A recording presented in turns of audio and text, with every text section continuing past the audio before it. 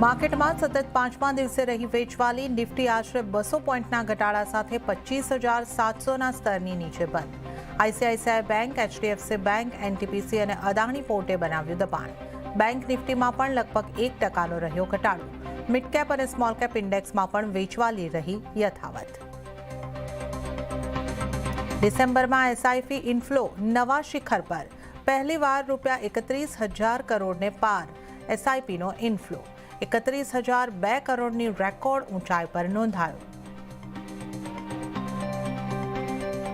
CNBC બજારના સમાચાર પર લાગી મોહર. વોડાફોન આઈડિયાને આગામી 10 વર્ષ માટે સરકાર તરફથી મળી લાઇફલાઇન.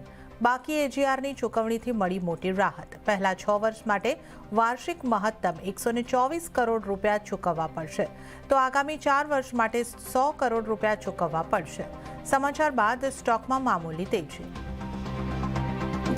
આઈએક્સ માર્કેટ કપલિંગ કેસમાં સુનાવણી 19 જાન્યુઆરી સુધી ટળી. સીઈઆરસીએ પોતાનો જવાબ આપવા માટે માંગ્યો હતો સમય. શેરમાં 5%થી વધારેનો જોવા મળ્યો ઘટાડો.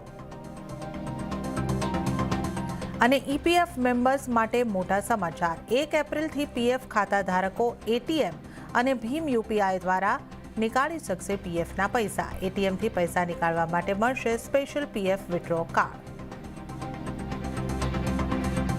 અને વાઇબ્રન્ટ ગુજરાત રિજનલ કોન્ફરન્સને લઈને તડામાર તૈયારીઓ. પીએમ મોદીના સ્વાગત માટે યુદ્ધ સ્તરે કામગીરીઓ શરૂ.